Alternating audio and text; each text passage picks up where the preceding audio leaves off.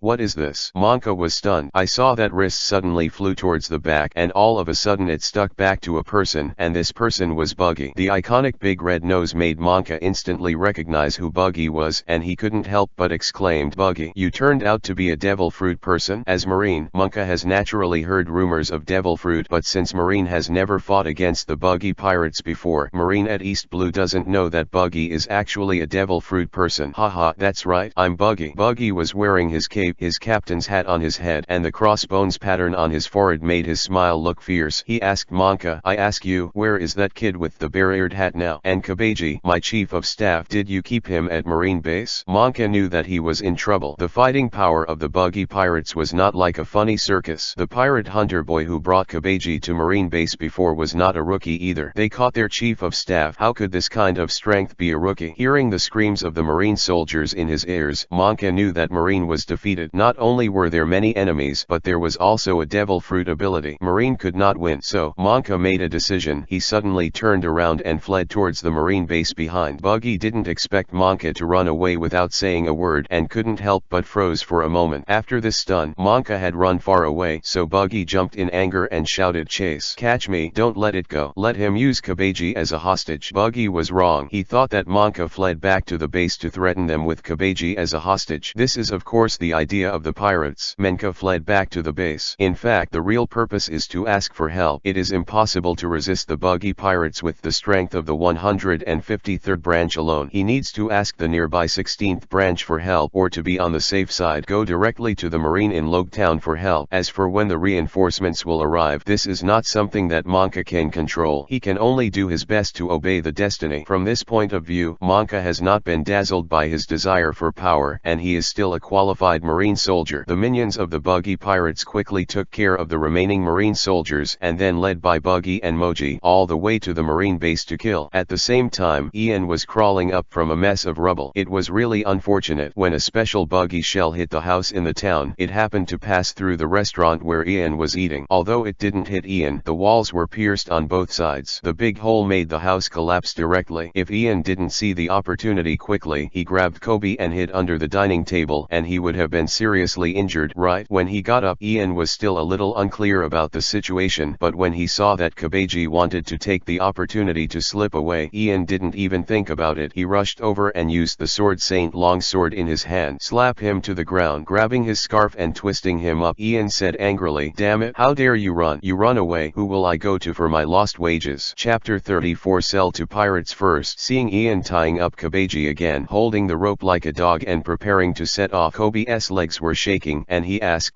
Brother Ian, are you really going to Marine Base? Buggy pirates, the regiment has already attacked there. Aren't you throwing yourself into the net? Or we should hide?" Ian shook his head and said, "I still have to go. Don't forget, the residents of the town have already hid in the Marine Base. If Marine really can't resist, those residents will suffer." Kobe looked at Ian blankly. He didn't expect Ian to still think about those innocent people. It's true that Ian is sometimes very black, but he is not the kind of bottomless. The buggy pirates chased here, naturally, because Ian caught Kabeji, and the residents of the town were obviously caught. Ian was implicated, so Ian felt that he had to solve this trouble. I'll go with you." Kobe didn't know what to think, but suddenly summoned up his courage and shouted, My home is in this town, and I want to defend my town together." Ian glanced at him, didn't speak, just lowered the brim of his hat and said, "Then you have to follow closely. Along the way, you can see the bodies of Marine and the pirates. Although some were only seriously injured, without exception, they were motionless and looked very tragic. Among the people who fell to the ground, it seemed that there were more Marines, and Ian knew immediately that Marine had failed. So subconsciously, both of them speeded up their pace, only to suffer Kabeji behind, almost being dragged on the ground by Ian. The pirates of the buggy pirates have already attacked the main entrance of the base at this time, and the remaining Marine soldiers are now using the bunkers in the base as a line of defense to continue to block the pirates. Monka Ensign rushed into the base and reported the matter to Colonel Rhodes. When Colonel Rhodes heard the news of the defeat, he immediately twitched and fainted. How could this old colonel stand up to this kind of stimulation? Monka didn't care about Colonel Rhodes in a hurry, picked up the phone bug on his desk, dialed the number of the Marine 16 branch, and began to ask for help. However, the response of the 16th branch was bad, and the colonel of their branch is said to have gone to the sea restaurant Barity on vacation. Monka was so angry that he almost smashed the phone bug and had no choice but to ask Logtown for help. When he heard the news of the buggy pirates attacking Shell's town, Logtown took it seriously and immediately stated that they would send reinforcements, and it was Garp Vice Admiral. This surprise made Monka almost jump with excitement. He had long heard that the hero of Marine's headquarters, Mr. Vice Admiral Garp, would come to East Blue from time to time over the years, but he never thought that Garp Vice Admiral is currently in Logtown. Here we go, with Garp Vice Admiral here, the buggy pirates are dead. However, after the excitement, Monka suddenly realized that it was not good. Logtown was too far away from here. When Garp Vice Admiral arrived, he didn't know when it would happen. The crisis in the 153 branch had not been resolved yet, and he had to find a way to persevere. Just go down. Putting down the phone bug, Monka called the middle-aged bearded Marine and asked him to lead the residents of the town to evacuate further back, while he himself went downstairs, intending to continue to lead the remaining Marines against the buggy pirates. However, after coming downstairs, Monka realized that the situation was terrible. The pirates of the buggy pirates have already attacked the base, and the bunker line of defense has not been able to stop the pirates for too long. With Buggy, a devil fruit capable, the Marines hiding behind the bunker were attacked by Buggy and split. The hands that went out were holding the knife, and it was almost a tie. In the end, there were only a dozen or so Marine soldiers left in the base. They hid behind their desks and shot at the pirates. Bullets flew around the room, and many stacked documents were smashed into shreds of paper and flying all over the sky. The pirates of the buggy pirates laughed wildly, while the Marine soldiers kept being shot and fell to the ground amid this wild laughter. Seeing the appearance of Monka, the remaining Marine soldiers were immediately encouraged, but they persisted for a while. But unfortunately, they did not avoid the fate of being shot down in the end. There was only Monka left. The pirates stopped shooting. Buggy appeared in front of him across the crowd, smiled and said, "Okay, Monka Ensign, now only you are left. Tell me, Kabeji is locked by you where? Say it, and I'll spare your life." Shook his head and said that Kabeji wasn't locked here. He was taken away by that pirate hunter. Nonsense. Buggy jumped. My people clearly found out that the kid brought Kabeji to the base. How could you not lock him up? What I said is true, Monka said as he approached Buggy cautiously. Kabeji was not offered a bounty, so the pirate hunter took him away when he saw that he couldn't get the money. Buggy was stunned for a moment, as if it were true. Kabeji was not offered a reward. So, where did that kid go? Buggy had to ask through gritted teeth. Go to hell and ask. Monka finally got close enough and suddenly raised the axe in his hand, and the axe slashed towards Buggy. Result: Buggy seemed to be stupid. Watch watching Monka's axe slashing without dodging at all. Brush. Monka's sharp axe directly split Buggy in half. After he succeeded, Monka burst into laughter. Haha, kill you. In the whole scene, there was only Monka's voice, but the other pirates looked at him with strange eyes. Laughing and laughing, even Menka felt something was wrong. It was obvious that Buggy had been killed. Why didn't these pirates under his command seem panicked at all? At this moment, two blades suddenly penetrated from Monka's arms from left to right. Monka screamed in pain and immediately fell to the ground. Buggy's body that was split in two halves reassembled, stood up, looked down at Monka and said, "Sorry, I disappointed you. I am immortal." The pirates in the back finally laughed out loud at this time. They have seen this scene many times, but each time it is still very fun. At this time, Menka finally realized what the power of Buggy's devil fruit was. When he was stabbed by Buggy at the dock before, he thought that Buggy could just disengage his wrist and fly out, but he didn't expect it at all. Buggy was cut in half and couldn't die. His arms were drooping weakly, and he looked up at Buggy with an expression of disbelief on his face. "Since you don't know either, then die." Buggy grinned, raising the knife in his hand. At this moment, Monka was suddenly frightened. The scene in which the entire marine was killed in the battle against the Black Cat pirates reappeared in his mind. If there was no experience of catching Captain Kuro that time, Monka might have been all a bloody marine. He probably thought he was dead when he faced Buggy, but since he was promoted to ensign, Monka suddenly realized that he didn't want to die, and that useless old guy from Colonel Rhodes watched. "I am about to retire, and I am also expected to be promoted to colonel. How can I die at this time?" So he suddenly shouted, "You can't kill me. I'm Officer Marine. If you dare to kill me, it's a felony. Even if the world ends, Garp Vice Admiral will arrest you." The amount of information in these words is so great that when Buggy heard the word Garp Vice Admiral, he almost spat out and said in horror, "Garp, where is he?" The voice fell. Buggy realized that something was wrong. When he was talking just now, how could there be two voices? And it says the same thing. Buggy was horrified. He jumped a step away subconsciously, looked at Ian who appeared behind him at some point, and said in horror, You, how come you are here?" Even the pirates behind him sprayed out from the sky. To be honest, Ian was quite surprised. As soon as he entered the base, he heard the news that Garp was coming from Menka, so he was surprised to say the same thing as Buggy just now. That's relieved, because it doesn't seem strange that Garp is in East Blue. Don't forget, his two grandsons Luffy and Ace are in East Blue, and he guesses that he will visit from time to time. Hearing Buggy's words, Ian seemed to have just seen him, raised his hand and said, "Hello, yo, Buggy. Long time no see." "Long time no see you." Buggy spit and roared, standing silently behind others. "Do you want to scare people to death?" But after he came back to his senses, Buggy laughed unexpectedly and said, "Okay, I was just about to find you. I didn't expect you to come by yourself, so it's just right. Let's kill you here, even if Garp is coming, and it will take a while. After killing you, I will run away immediately and see how he chases me." However, before Buggy could make a move, Ian suddenly pulled the rope in his hand and pulled out a person from the crowd. It was Kabeji, who was tied up in an S-shaped way with all kinds of twists and turns. "Kabeji!" Buggy exclaimed in surprise. "I'm sorry, Captain Buggy, I've embarrassed you." Kabeji was sluggish and looked up at Buggy weakly, but Ian took off the Sword Saint's long sword behind him, put it directly on Kabeji's neck, and said to Buggy, "Do you want your chief of staff?" Buggy, sweating profusely, gritted his teeth and said, "Hurry up and let him go, or I will definitely kill you." "Don't worry." Ian waved his hand and said, "I brought him here because I intend to give him to you." "Oh." Buggy was overjoyed.